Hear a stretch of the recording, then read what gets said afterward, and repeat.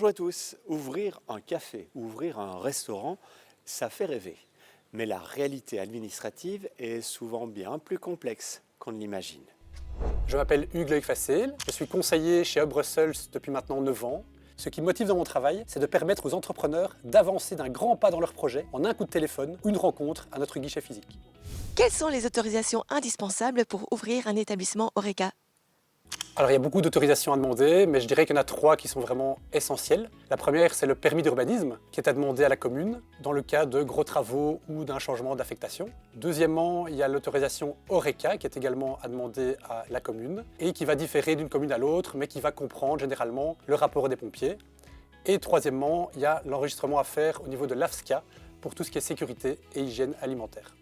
À quel moment faut-il obtenir les autorisations liées à l'hygiène et à la sécurité alimentaire?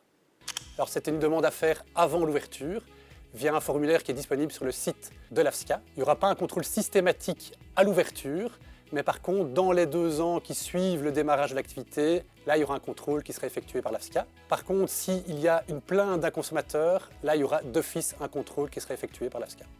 Y a-t-il des règles qui dépendent de la commune où se situe le commerce?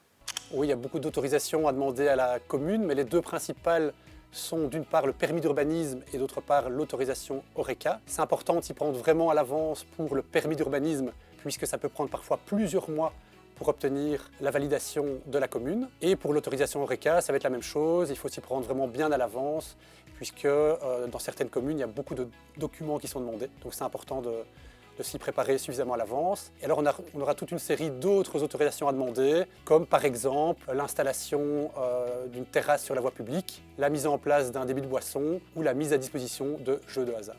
Quels sont les oublis les plus fréquents qui peuvent empêcher ou retarder l'ouverture d'un établissement? Alors ce qui est essentiel de ne pas oublier quand on se lance dans l'Horeca et qu'on a trouvé une surface commerciale, c'est d'aller à la commune et de vérifier que cette surface peut bien accueillir un établissement Horeca. Deuxièmement, il y a l'enregistrement auprès de l'AFSCA qui doit être fait par tout opérateur de la chaîne alimentaire.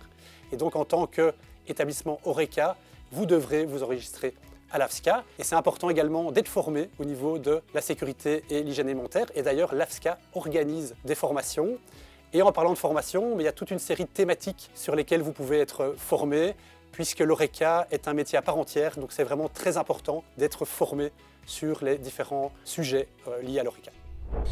On l'a vu, ouvrir un café ou un resto implique une bonne préparation administrative.